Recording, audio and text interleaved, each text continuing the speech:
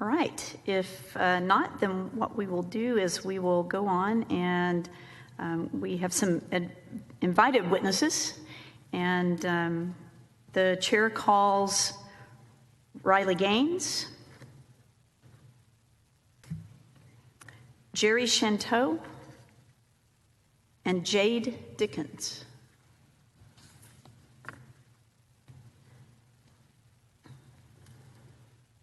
Appreciate all of you being here. Go on and have a seat.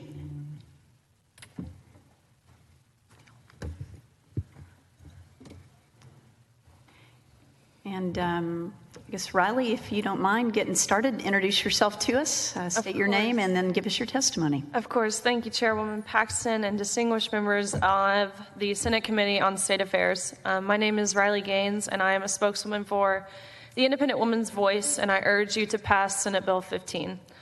I recently graduated from the University of Kentucky, where I was a student and a member of University of Kentucky's women's swim and dive team. I proudly finished my career as a 12-time NCAA All-American, a 5-time SEC champion, an SEC record in the 200 butterfly, making me one of the fastest Americans of all time, and a 2-time Olympic trail qualifier.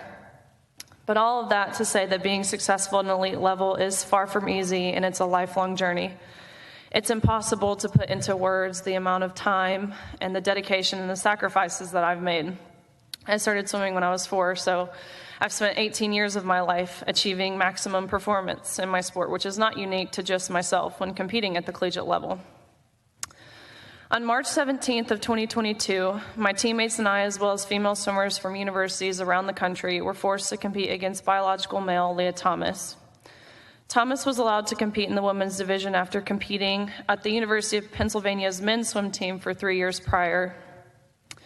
The first day of competition, we watched on the side of the pool as Thomas swam to a national title in the 500 freestyle, beating out the most impressive and accomplished female swimmers, including many U.S. Olympians and American record holders, by body lengths at that. And I think it's important to mention, like Senator Middleton said, Thomas was ranked 462nd at best the year before in the men's division.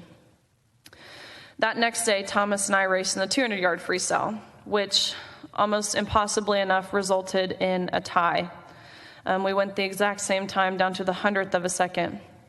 And so having only one trophy, the NCAA handed the trophy to Thomas and told me I had to go home empty-handed because Leah had to hold the trophy for photo purposes. I felt betrayed and belittled, and like my efforts and the sacrifices that I had made had been reduced to a photo op to validate the identity and the feelings of a male. But my feelings did not matter. But that is not all. In addition to being forced to give up our awards and our titles and our opportunities, the NCAA forced female swimmers to share a locker room with Thomas, a 6'4", 22-year-old male equipped with and exposing male genitalia in a room full of vulnerable, undressed women. Let me be clear. We were not forewarned about this arrangement.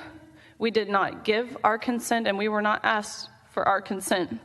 And if nothing else, I truly hope you can see how this is a violation of our right to privacy and how some of us have felt uncomfortable, awkward, embarrassed, and even traumatized by this experience. Of course, Title IX was enacted to end discrimination on the basis of sex within colleges and universities, but by allowing Thomas to displace female athletes in the pool and on the podium, the NCAA intentionally and explicitly discriminated on the basis of sex.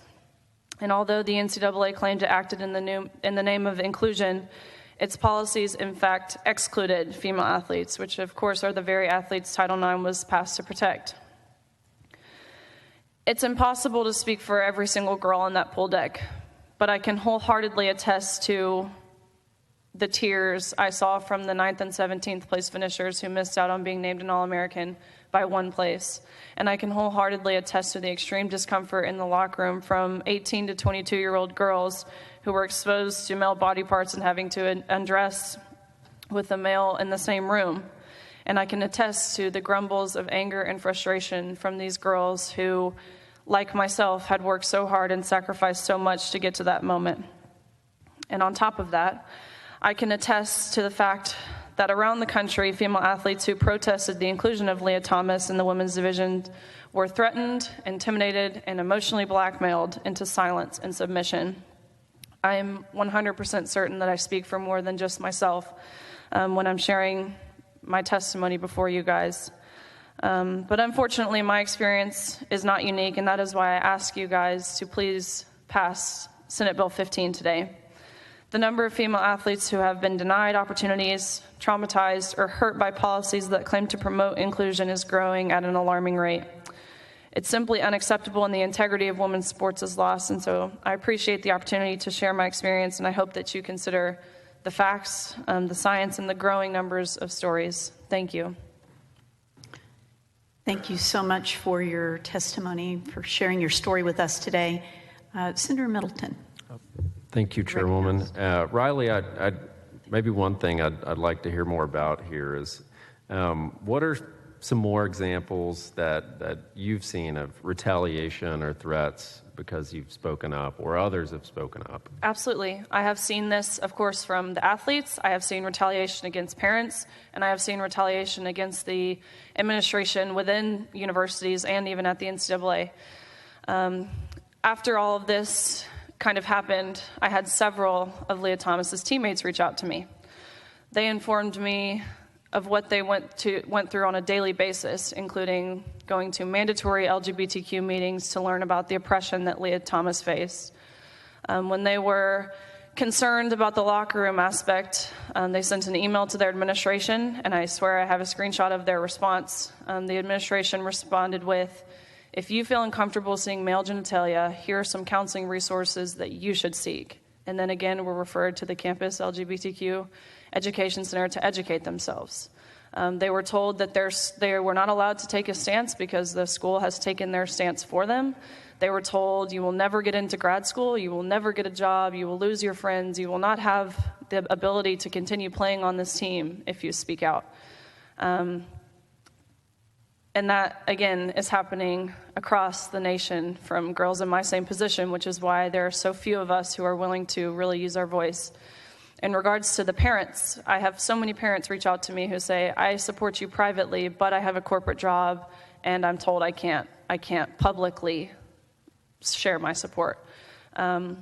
Within the administration, I actually went down to San Antonio for the NCAA convention where they announced their 2022 NCAA Woman of the Year, to which I was nominated for. But it was not exclusive to just women being nominated for Woman of the Year, because Leah Thomas was also nominated. And so actually we bought a booth inside the convention center where athletic directors were able to walk by, and every single athletic director who walked by said, "Hey, thank you for doing what you're doing. You know, we can't publicly support you, but keep fighting." Even the president of the NCAA himself, Mark Emmert, approached me and said, "Keep fighting, you know, we need you to keep going," which is ironic because he is the one we are fighting against. I had the meet occurred at Georgia Tech, and so I actually had one of the host reps of the meet at Georgia Tech reach out to me and share with me some emails that they got from the NCAA before the competition was allowed, stating that they were not allowed to share how they felt publicly, whether it was for in support or against allowing trans athletes to compete with women. So I'm seeing this on all levels, parents, athletes, and within the administration.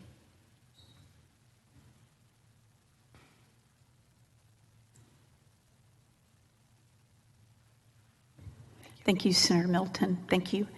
Members, are there any other questions? All right, if not, thank you for your testimony. And if you need to go, my understanding is you might have somewhere you need to head to, but you're welcome to stay until the panel's over. Thank you. Okay. The swimmer, Riley Gaines, responded with this tweet, and I'm quoting now: "Leah Thomas is not a brave, courageous woman who earned a national title. He is an arrogant cheat who stole a national title from a hard-working, deserving woman. The NCAA is responsible. If I was a working woman at ESPN, I would walk out. You're spineless, ESPN." Riley Gaines is here. All right, Riley, welcome to the show. Have you gotten any backlash for your comments? Hi, Mr. Varney. No, I have not, which I think shows how people are becoming more bold. People are starting to open their eyes to what this gender ideology propaganda being pushed by the left being pushed by the media, being pushed within education systems, they're opening their eyes to how harmful this is, specifically, of course, to women and to children. Now, in your tweet, you suggested that women working at ESPN should walk out. Have you heard anything from ESPN? I have not, which is of no surprise to me. I will say I admire Sage Steele, who works at ESPN. Of course, she is a real female. I admire her so much because she has taken a public stance on this. Of course, working around sports, we know the advantages that men have in comparison to women when we're comparing things that require athleticism or sheer strength. And Sage has been the only woman working at ESPN to publicly acknowledge that, and so I admire her for her courageousness and her strength. As we go forward here, various solutions have been proposed. How about a separate category for trans athletes compete amongst themselves? Female athletes, male athletes, trans athletes. What do you say to that? You know, I think in an ideal world, in terms of finances and in terms of the amount of people actually playing in this division and people watching this, I think this is a perfect solution. A lot of people will, of course, look at this as something that's segregatory and we're isolating the trans community. But from my perspective, we're embracing the trans community. 5 years ago, if you would have suggested a trans category, people would have laughed in your face. But now we're acknowledging these people do in fact exist and giving them a space to compete fairly, safely, which is what we all want. That's what I want, and that's what the women, that's what we deserve. So to you, it's an issue of fairness. That's it. It's not discrimination, inclusion or exclusion. It's basic fairness. That's it? Absolutely. That's the whole argument. My argument, of course, in regards to this whole issue, especially the Leah Thomas scenario, this was a male swimmer, a mediocre male swimmer who was ranked 462nd nationally at best amongst the men, has now transitioned to a woman, and of course, naturally, trails the women, dominates the women's field. How are we not seeing the blatant discrimination that we are facing on the basis of sex, which is, of course, what everything Title IX was created to protect? We are, as women, being discriminated on the basis of sex. We appreciate you being with us, Riley. Thanks very much for being here. Of course. Always yes. come back Thank soon. you so much. Sure thing. Thank you. you.